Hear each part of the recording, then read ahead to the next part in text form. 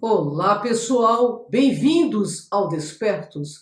Eu sou Cris de Pascoal, estou aqui com Maria Cepereda, autora da série de livros O Som Negro e professora do método de integração. Tudo bem, Maria? Como vai você? Olá, Cris. Olá, todo mundo. Faz um tempinho aqui que a gente não tinha realmente conseguido se juntar para gravar o programa Despertos, mas agora vai ter uma seguidinha aí, dois programas já prontos e um terceiro em vista. Então, vamos lá. É com você, Cris. Bem, pessoal, hoje é calmaria no programa Despertos. Eu vou começar fazendo um pequeno resumo do filme. Todo mundo sabe tudo na ilha de Poimés, exceto Walker Dell, personagem principal, veterano de guerra e recluso atual na ilha lenta e isolada. Baker se escondeu longe do seu passado, de suas responsabilidades e, às vezes, de seus próprios pensamentos. Ele vive seus dias previsíveis, levando seu barco bom e velho Serenade para o oceano, ocasionalmente com turistas e pescar aí com o dinheiro. Mas na maioria das vezes, Biker simplesmente caça um peixe gigante que ele chama de justiça. Essa caçada, esse desejo compulsivo, consome todos os seus momentos de vigília, permitindo que ele se desconecte de sua vida anterior. Mas justamente quando ele começa a pensar que está fazendo algum progresso emocional, sua deslumbrante ex-esposa Karen aparece do nada. E não para uma visita casual. Não, Karen tem uma proposta. Ela dará a Baker 10 milhões em dólares em dinheiro se ele simplesmente jogar o marido abusivo ao mar como alimento para os tubarões. É uma oferta tentadora. Agora Baker Dell deve decidir entre justiça ou serenidade, entre certo e errado, em uma ilha onde as linhas de moralidade são frequentemente borradas e nada é o que parece. A referência da resenha, o link está na descrição, logo abaixo do nosso vídeo. Bem, eu vou começar as perguntas. Maria, para variar, os críticos do cinema em geral acabam com esse filme. Alguns dizendo que se não fosse o ator principal, esse filme deveria ser considerado uma vergonha e por aí adiante. Daí vem a pergunta: o que está acontecendo? Por acaso essa turma que se intitula crítico de cinema não é capaz de capturar o que um filme como este tem a dizer? Diz aí, Maria. Pois é, Cris. Eu costumo assistir os filmes que a crítica metralha, porque estamos tendo várias coisas que sempre aconteceram, na verdade, mas agora com uma intensidade maior sobre alguns aspectos. Um deles é que os críticos do cinema, alguns recebem uma orientação do que devem dizer, por causa que os filmes que são grandes recordes de bilheteria, tipo Avengers e tudo mais, tem um padrão, um pacotão típico e já entra com um grande valor na mídia. Então, grandes diretores que agora, ou produtores que agora até foram retirados de Hollywood, eles eram assim porque tinham uma rede de chantagens, por um lado, ligados a envolvimentos de escândalos sexuais de atores e de críticos e de personalidades famosas da área, né?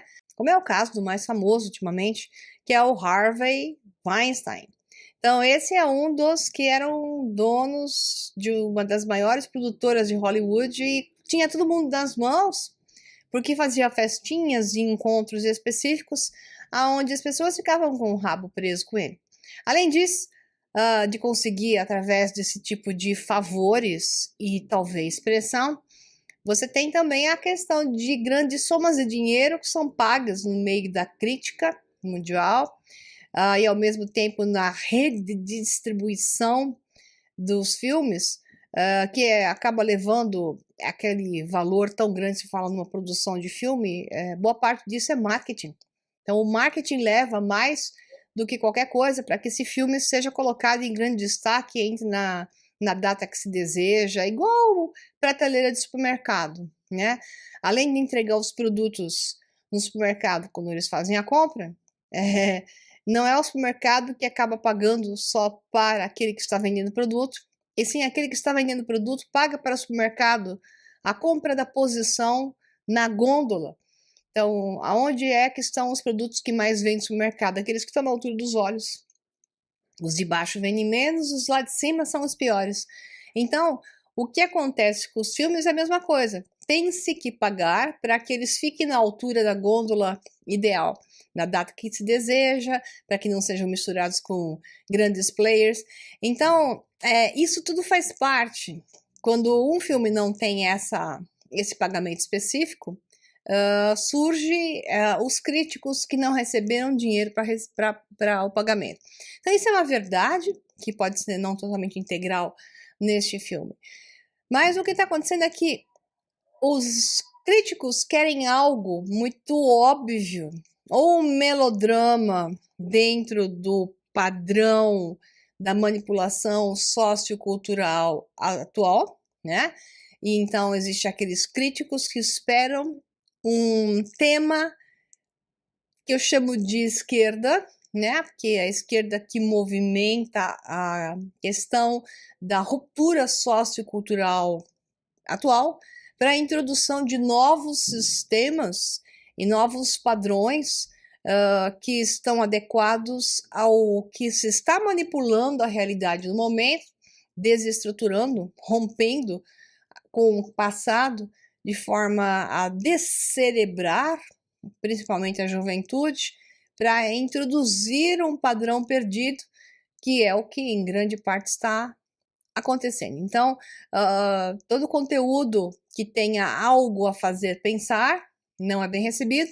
Filmes que tenham realmente um conteúdo histórico têm uma grande dificuldade para entrar, a menos que tragam, resgatem alguma informação que é um gatilho importante para o momento presente, com aquilo que a realeza no mundo, que coordena esse movimento que eu acabei de falar, que não só são eles, mas eles são parte deles, né?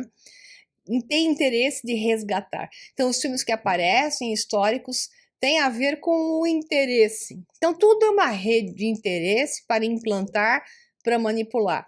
Então, esse filme tem algo a ver com isso também, por incrível que pareça, vocês vão entender já já, isso que eu acho fascinante, a crítica ter entrado de maneira tão forte. Então, entre todos esses aspectos que eu coloquei, um deles é que provavelmente os críticos não entenderam uma coisa que era fundamental, que eu vou explicar já já, né, o que acontece nesse filme, e faz com que, por não entendê-lo de fato, não entender qual é o jogo por trás, não conhecer exatamente qual é o objetivo desse filme, né, e portanto porque a atuação dos atores foi um tanto quanto sui generis, fora do padrão até, fez com que eles então esperassem uma coisa e acabassem vendo outra. Então, vamos já já entrar nesses aspectos que vai ficar melhor para vocês. Vou devagar.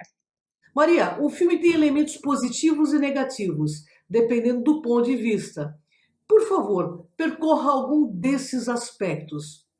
Bom, para começar, positivos são os atores, né? Então, o filme conta com o diretor David Knight, que é excelente.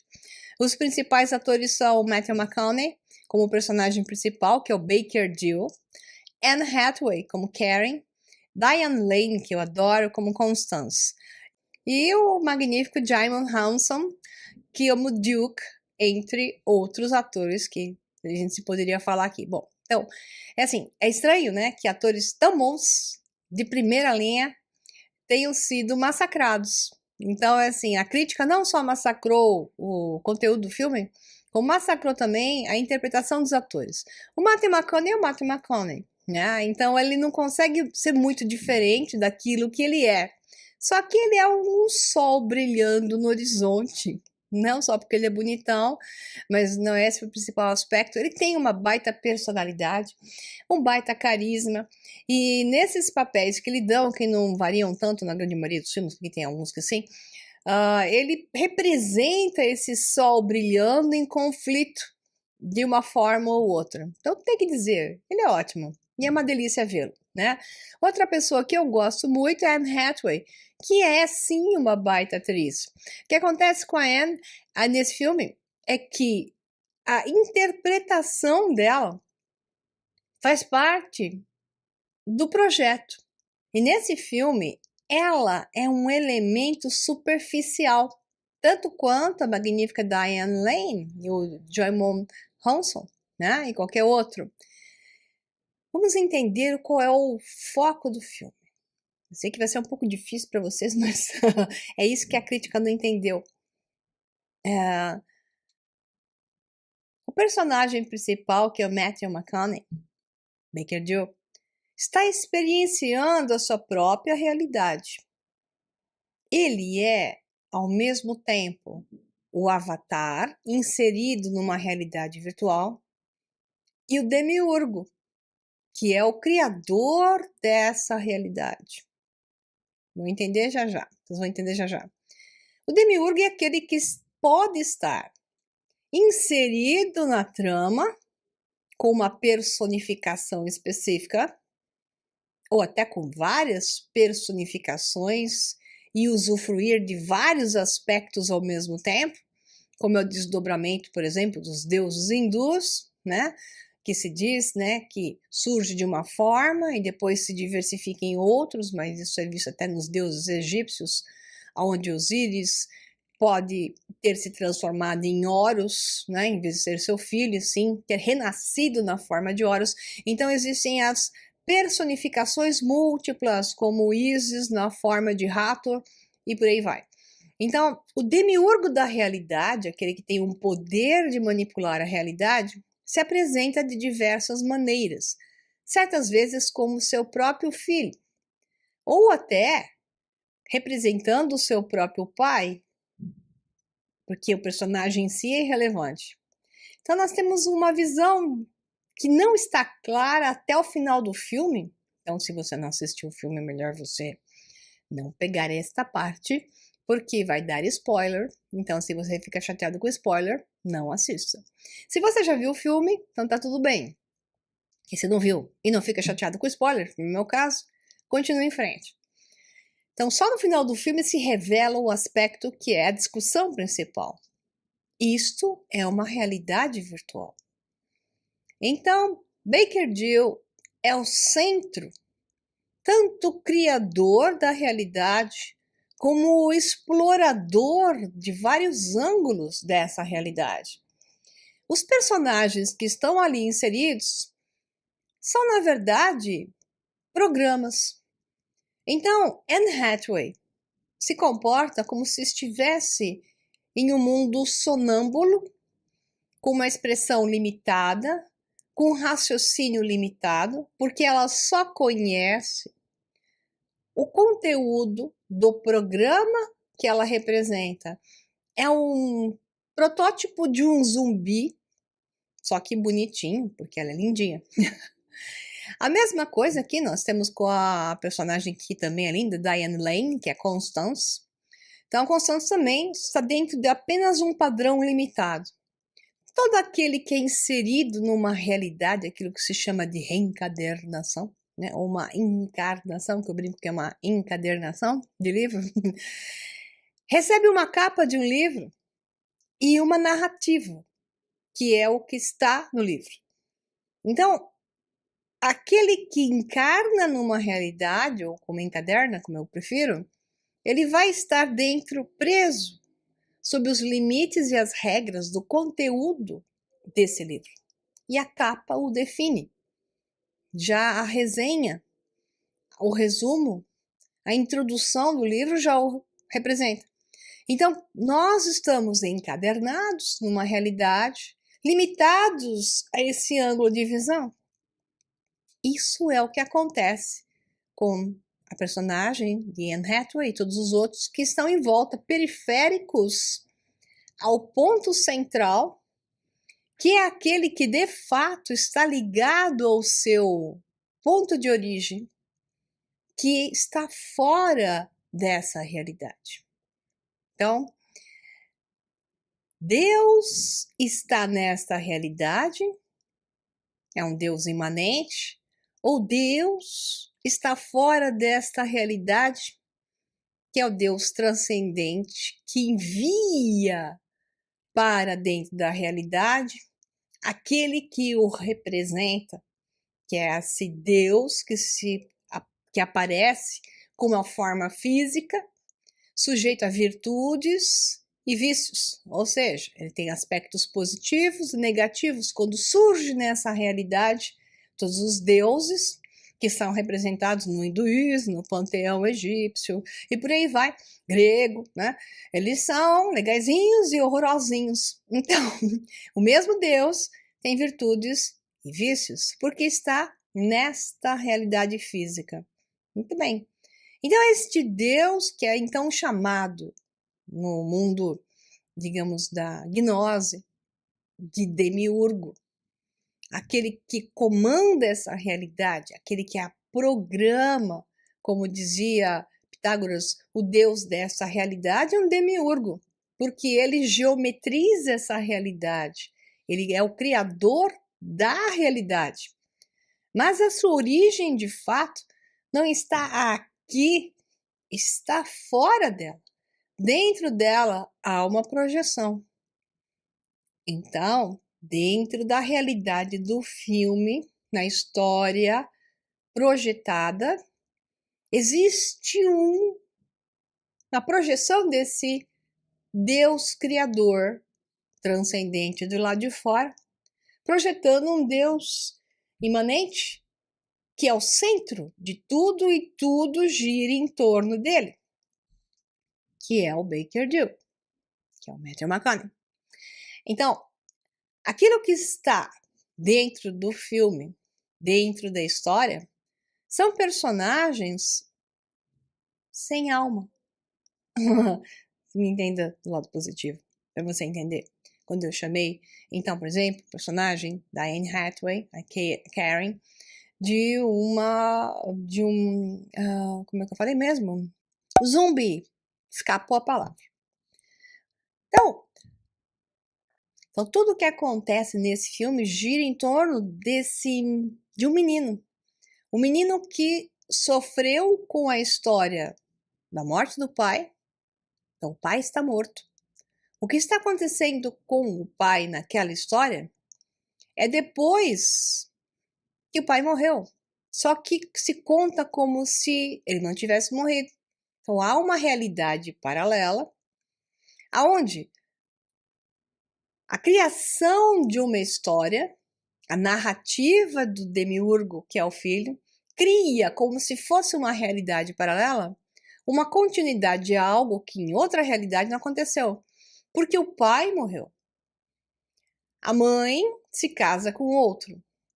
Então, a mãe sofre aquilo tudo que ela narra ali na história, realmente sofrendo abusos e dominação da mente, física, abuso físico, emocional e todas as coisas que você pode imaginar, que muitas mulheres sofrem na realidade.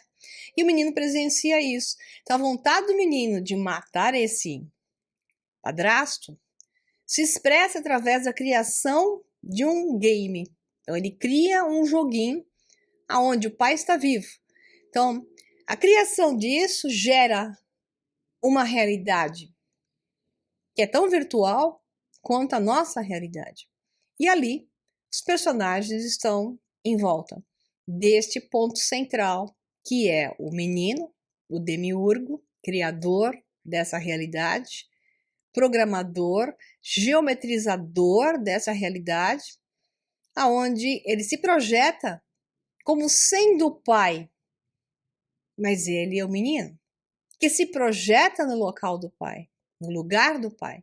Então, o menino é o pai. O sofrimento do menino é o sofrimento do Baker, fazendo com que ele tome decisões dentro daquilo que o próprio menino é, né? Então, a história é bárbara porque o personagem, o Baker, é bom. Ele é um ser bom. O menino não foi capaz de descaracterizar seu pai, porque ele é um personagem bom. Isso é muito interessante ver na história, né? Então, o menino tinha como um ser bom, não consegue descaracterizar esse homem. Dificulta o tempo todo, mostra uma luta entre eu quero que esse meu padrasto seja morto, então ele cria a situação da vontade da mãe, querendo realizar isso, a intenção de fazê-lo e a própria obstrução dele para com ele mesmo, porque ele sabe que o pai dele não faria uma coisa dessa. Né?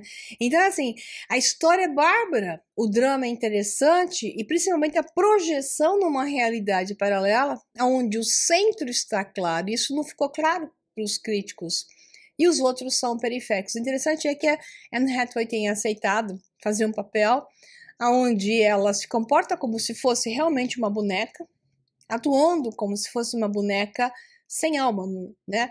Simplesmente manejando uma resposta a um pequeno programa e não em uma grande atuação que não é permitida lá, porque ela não tem alma. É fascinante a questão.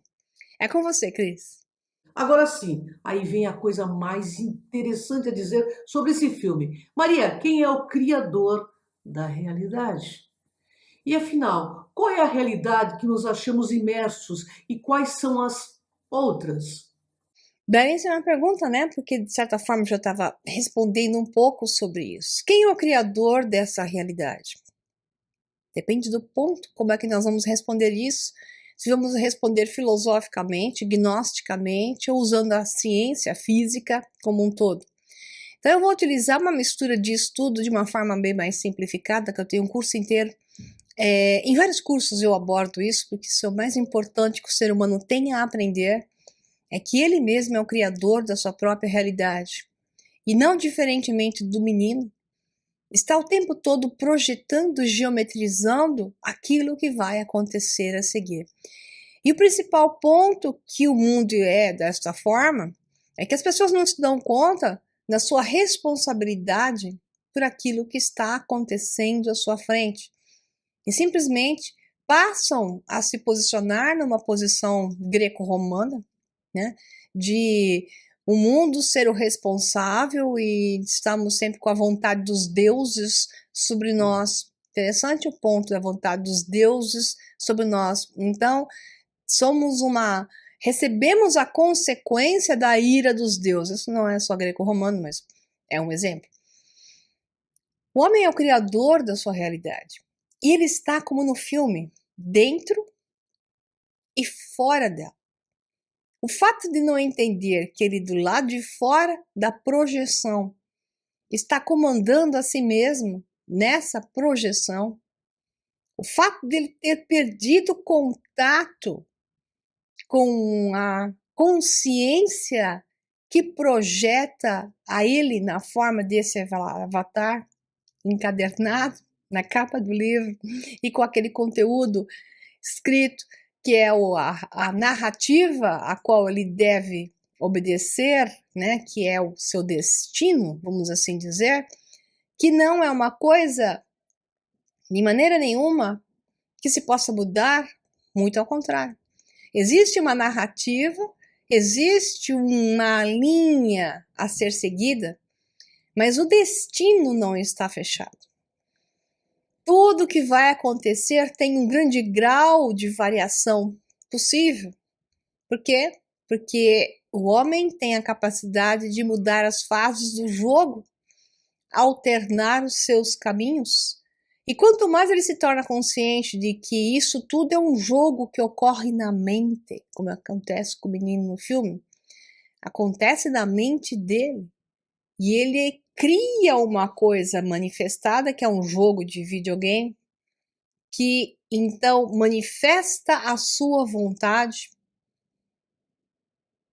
E os personagens que estão dentro do jogo não percebem a conexão com esse demiurgo.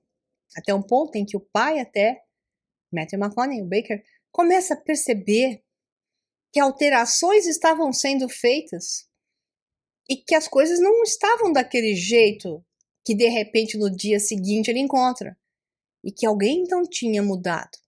Quando ele começa a se dar conta de que havia uma interferência de algo, de alguém, essa conectividade entre ele e o outro começa a funcionar. E ele se torna um time funcionando melhor. Essa é a questão quando o homem se dá conta de que a mente dele, limitada nessa fisicalidade, é uma parte de uma outra mente que está fora da fisicalidade e que também é dele, que também é parte de uma outra mente em outros níveis, porque os níveis vão sempre aumentando até um ponto em que existe uma conexão perfeita de tudo isso, e tudo isso não sai de uma mente central, um ponto central que se estende, que se projeta, que se desdobra e que se transforma em outras versões de si mesmo para se experienciar. E que a parte mais final disso é a projeção da matéria, a que parece mais isolada, a que tem um maior grau de dificuldade para se compreender, a que se sente perdida e que acha, mas sabe, né? Que acha que precisa de alguém para lhe ajudar, mas sabe que tem algo lá em cima, em outro lugar, que é o seu Criador, que sabe mais do que ele, que está em algum lugar e com o qual ele deve se conectar. Em função disso, o homem se engana e é enganado por causa da vontade enorme dessa conexão e a falta do conhecimento do que realmente é isso.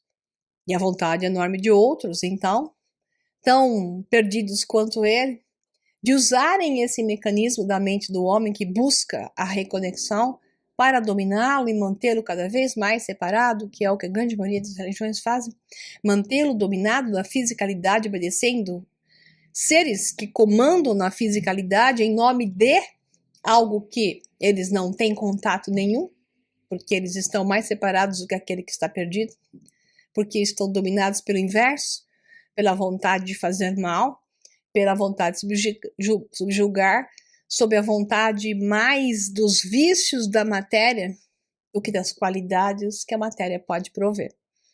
Então esse aspecto é incrível, a nossa experiência na realidade é incrível, e o único objetivo dela é nos fazer entender que sim, estamos conectados o tempo todo, e quanto mais nos damos conta disso, mais a conexão se faz sentir, que é o que acontece no filme, e isso é muito bonito lá e poucos percebem.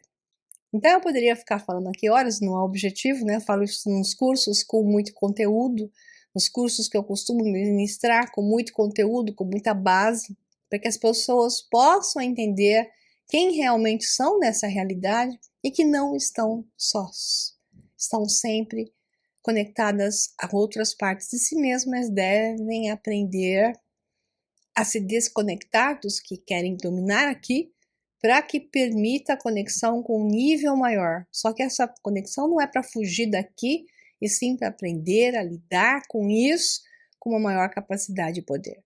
E de maneira mais ética, mais agregadora, mas não escravizadora. Ok? É com você, Cris. Maria, este filme está nos trazendo uma mensagem positiva ou apenas revelando aquilo que você mesmo chama de um grande plano? Pois é, tem as duas coisas, né? Como sempre, todo filme de Hollywood. Ele carrega elementos que aquele que estiver pronto, tem condições de enxergar mais no mesmo, expandindo a sua visão. E aquele que não está pronto acaba recebendo um pacote de informação que fica gravado lá e será resgatado facilmente pelos que eu chamo de donos do mundo, aspas, né? Com um mecanismo de resgate, porque os símbolos, os dados, algoritmos, comandos hipnóticos estão sendo constantemente inseridos na humanidade que dorme, e no estado adormecido é muito mais fácil de estabelecer o domínio da mente do homem através desses mecanismos, né? Mas o que nós temos aqui, que é uma visão clara, muitos filmes estão mostrando a questão das realidades paralelas e muitos outros, que as realidades paralelas podem ser obtidas através de um mecanismo de programação.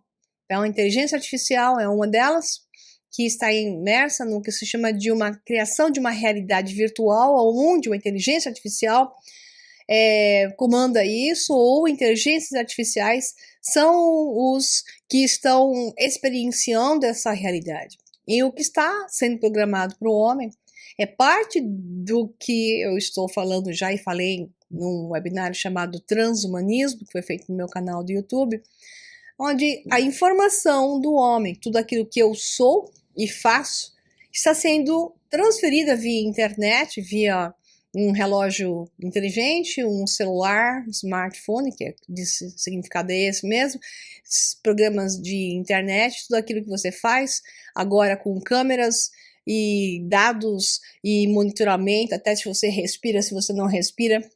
Esse monte de monitoramentos estão fazendo upload de suas informações, que significa aquilo que é a sua mente, como você age, quem você é, o que você faz frente a alguma coisa que é colocada na sua frente, quais são as suas decisões, qual a sua forma de pensar. Então, tudo isso está sendo retirado de você. Esse banco de informações está sendo transferido para centros, né, de bancos de informações que estão compilando isso, deixando pronto para que essa informação seja transferida para uma inteligência artificial, aquilo que se chama de noosfera, onde todos estaremos imersos nessa noosfera a título de informação, mas não a título de corpinho. Então, o futuro da humanidade é uma transferência da informação de todos nós para um banco central, para uma criação sintética e não orgânica de um banco de dados aonde cada um exista, mas sem o estado físico. Então, isso se chama de ponto ômega, né? O momento em que a fisicalidade desaparece e surge, então, você de uma outra forma, aquilo que o jesuíta Teilhard de Chardin chamou de humanos 2.0 através do ponto ômega, que é o momento em que, segundo ele, Deus está chamando a criação de volta para ele. O que Deus deu, Deus retira.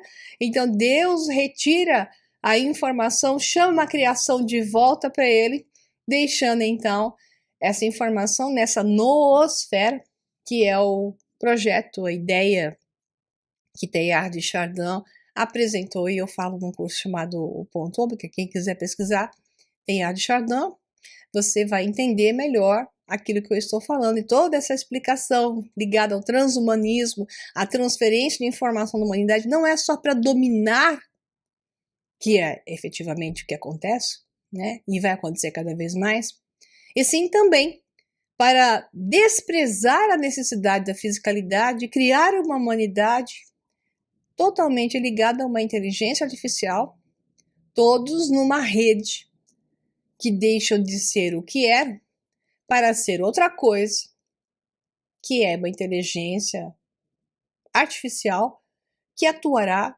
por você.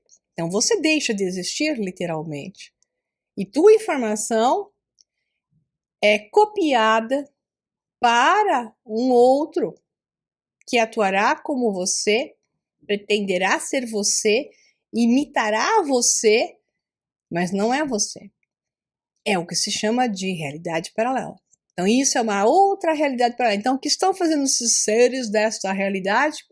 Criando uma realidade paralela, onde haverá uma versão alternada de você de forma totalmente artificial.